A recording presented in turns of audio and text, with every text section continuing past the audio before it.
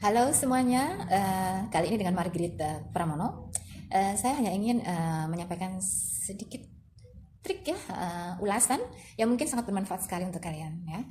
Kebetulan hari ini saya menerima kabis ya, kabis radiasong dari societe atau perusahaan saya.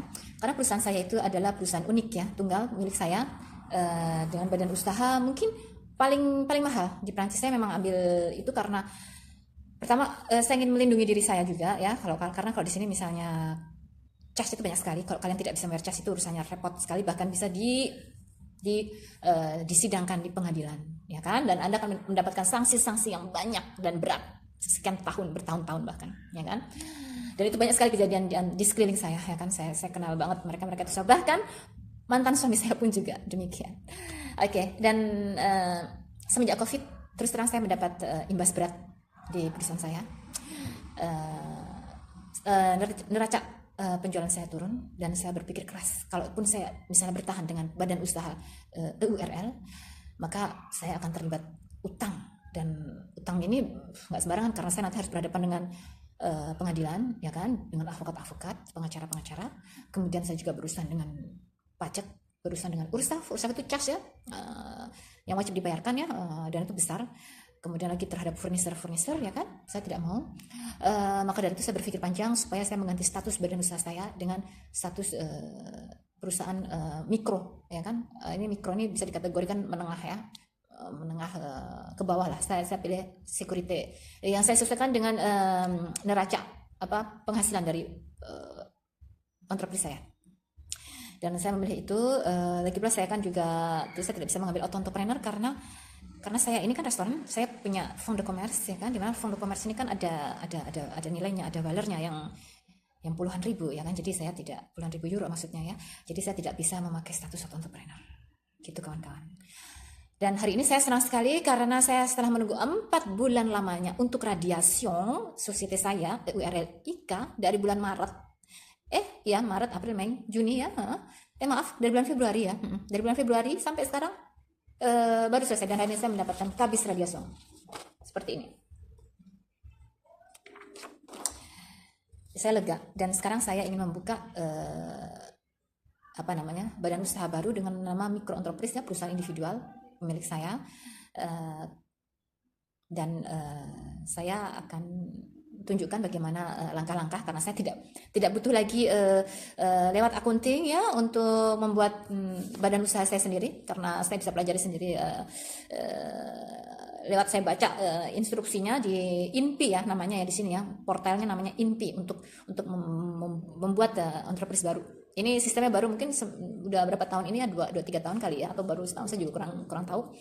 Jadi saya bikin sendiri, saya tidak perlu lagi ke BJE atau minta tolong pengacara ataupun akunting untuk membuka entreprise gitu. Saya bisa melakukannya sendiri. Tapi memang ya memang gak gampang, kita harus paham juga ya maksud pertanyaan dan administratifnya, karena memang tidak gampang. Kenapa saya harus menutup perusahaan saya yang pertama? Badan usaha milik saya itu mahal sekali, cas saya banyak sekali. Dari dulu sebenarnya saya sudah tahu, karena saya dulu kasarannya saya terjebak. Awalnya saya memilih badan usaha ini pertama karena nama badan usaha ini adalah nama independen. Jadi kalau suatu hari saya bermasalah perceraian ataupun bermasalah dengan negara atau hal-hal lain, perusahaan itu adalah perusahaan independen. Jadi tidak utang piutang itu tidak ada kaitannya dengan saya. Dan itu harus, ketika saya menutup perusahaan harus ada liquidation, ya kan? Ini juga ada liquidation tertulis di sini. Dan akunting yang saya pilih untuk likuidasi perusahaan saya, seorang akunting yang sangat cerdas. Saya direferensi oleh teman baik saya, seorang pemilik restoran juga, dan cerdik ini orangnya. Jadi liquidation amiable, ya kan? Gitu biasanya sih kalau perusahaan-perusahaan itu dia liquidation itu masuk tribunal ya. Ada pengacara, ada direktur bank atau direktur jejar-jejar gitu. Ya, dan nanti kita diserang beramai-ramai. Oke, kenapa saya ganti? Karena sebenarnya sudah lama, karena waktu itu saya juga rencananya mau punya satu karyawan ya, tukang masak dari awal saya membuka perusahaan. Tapi ternyata nggak ada yang cocok. Saya sudah tes 5 tukang masak ya, nggak ada satupun yang cocok. Yang ada yang macam-macam, ada yang sebelum jamnya minta cabut 10 menit sebelum selesai minta cabut, ada yang di dapur cuman begini aja nggak ngapa-ngapain, ada yang di dapur hanya HP terus ya kan, chatting terus.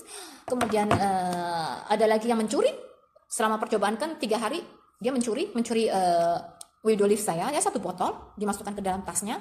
Ketika saya cari tidak ada, itu botol masih baru ya, saya punya 2 botol. Kemudian ada lagi yang pura-pura sakit. Jadi saya pikir saya bermasalah, saya nggak sanggup dengan mempekerjakan orang sini karena pertama nanti saya juga harus kena casnya, dan kebetulan 1 bulan kemudian itu akunting saya salah. Jadi saya menerima surat dari Ursaf, di situ saya baca ternyata tertulis bahwa saya mempekerjakan 1 orang tukang masak dan saya harus membayar casnya sebanyak berapa? 3.500.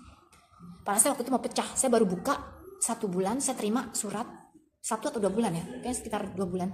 Saya harus membayar tukang masak 3.500. Itu cas 1 bulan untuk seorang tukang masak, 1 karyawan. Lantas saya telepon ke akunting saya bilang, saya tidak punya karyawan, saya bekerja sendiri. Langsung diurus sama akunting saya untuk dimodifikasi semuanya, dan saya tidak bayar, ya kan? Karena ini kesalahan di akunting. Oke, pertama dari situ. Cuman saya sempat berpikir, bisa saya bayangkan sebulan saya harus bayar cas 3.500 hanya untuk 1 tukang masak, itu 35 jam plangtang, ya kan?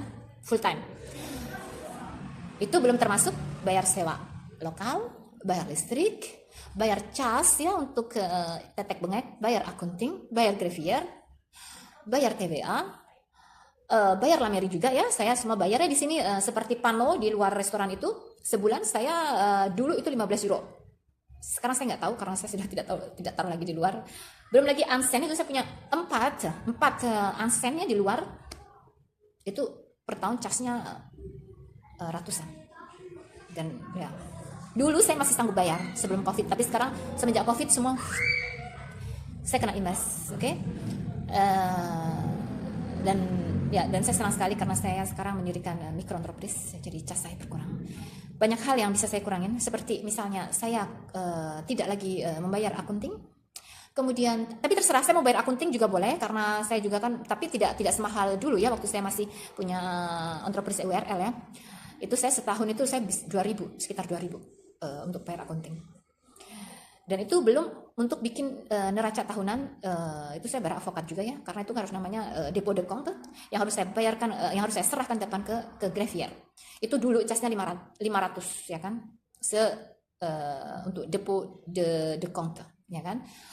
Pertama saya bisa hemat itu, kemudian TVA juga. Saya TVA dulu sekitar antara 7,5 sampai 1.000 ya, saya bayar itu. Iya, saya bisa hemat TVA ya kan. Kemudian saya hemat akunting, saya tidak bayar. Kalau saya mau bayar ya bisa, tapi terserah saya kalau mikro entreprise ya, tergantung dari shift d'affaires ya.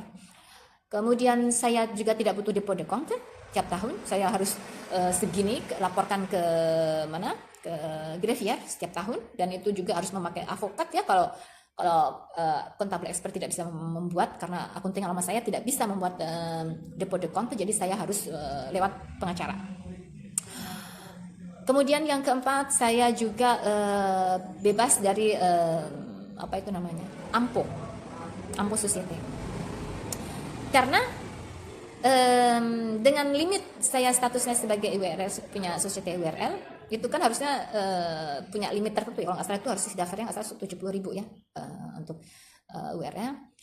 Karena dulu saya juga membayar ampo saya sekitar 1.000 euro, ya kan, ampo societe. Dan sekarang dengan status saya mikro entreprise, saya bisa kurangin 4 cas. Bisa bayangkan 4 cas. Dan akunting saya pun yang lama pernah berkata, karena saya sendiri kenapa tidak ganti status. Sebetulnya sudah saya pikirkan dari awal, cuman waktu saya terjebak karena pertama saya pikir mau ambil tukang masak, ternyata tidak.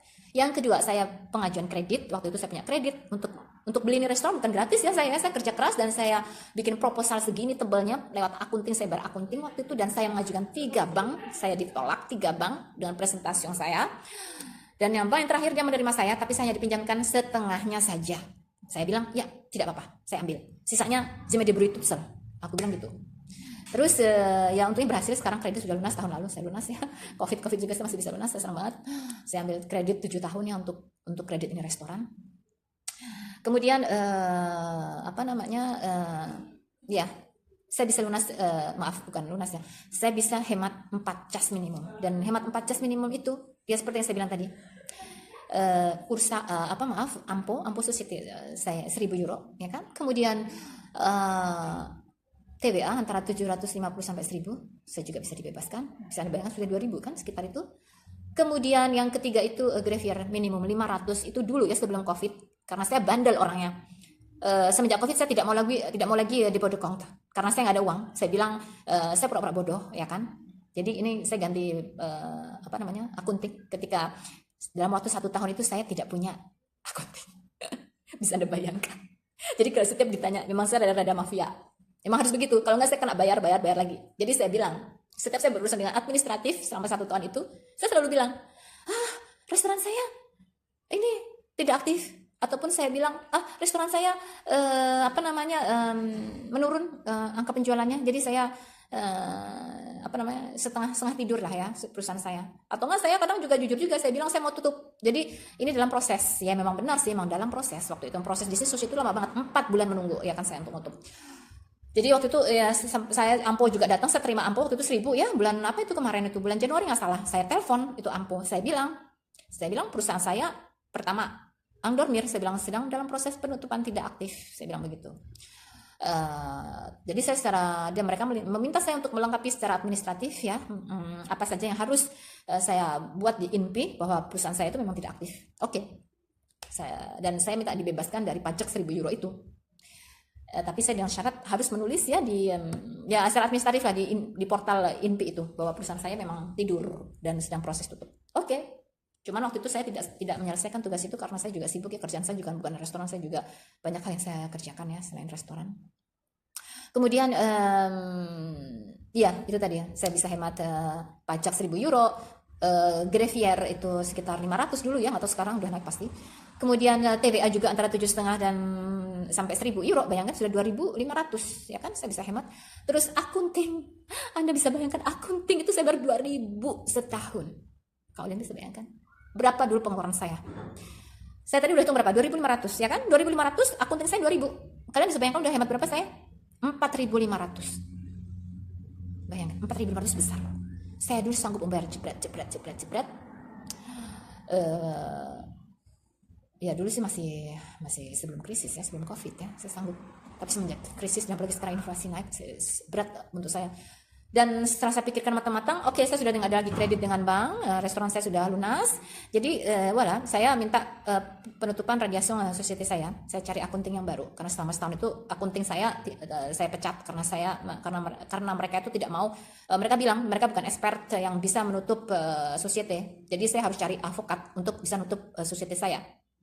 Saya pikir-pikir kalau avokat nggak mungkin, makanya saya selama setahun itu saya cari informasi kanan kiri, telepon sana sini, komputer segala macam, gimana caranya untuk bisa menemukan seseorang yang cerdas ya, yang mengerti urusan saya dan cepat nangkep, karena perusahaan saya memang tidak mudah untuk dipahami gitu loh, dari sebelum Covid sampai dengan sekarang ya kan, anjlok gitu. Dan saya tuh sendiri, saya tidak punya karyawan ya kan gitu loh. Dan ketemu saya dengan seorang avokat akunting yang cerdas banget ini, dan selesai ya kan.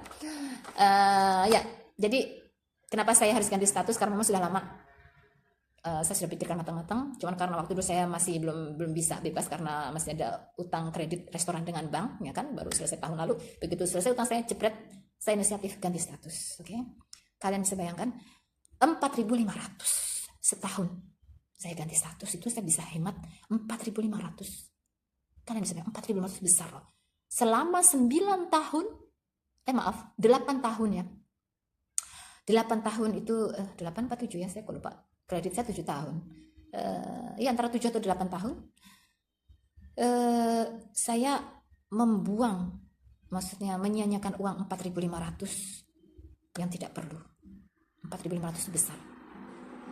Saya bayar sekian tahun, 8 tahun. Dan selama 1 tahun ini saya merasa sangat ringan sekali. Kenapa? Karena saya sudah tidak lagi membayar macam-macam TBA, grave year saya sudah berhenti dari tahun setelah Covid itu ya, saya sudah nggak mau bayar karena ya sudah saya tidak mencukupi untuk bayar ini bayar itu sekian ribuan. Nah, sebulan saya harus keluar uang ribuan hanya untuk society saya aja tuh minimum 2.500 saya bayar, semua itu untuk casnya aja ya. Saya nggak sanggup bayar segitu, saya juga butuh makan, saya juga butuh beli ini beli itu, bayar apartemen saya ya kan, listrik di rumah saya, mau bayar pakai apa? Ya itu Dan ya itu, saya harus ganti status, dan saya sudah lega sekali karena saya bisa menghemat 4.500 untuk hal yang tak berguna.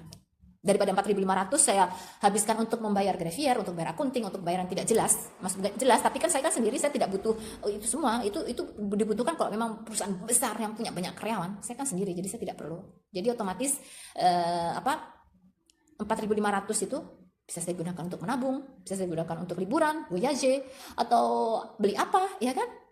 Gitu loh. Dan saya senang sekali. Saya senang sekali dengan pergantian status saya yang baru. Oke, itu yang bisa saya sampaikan. Barangkali ada sesuatu yang bermanfaat untuk kalian semua. Dari pengalaman saya ini, saya ingin berbagi. Oke, sampai jumpa.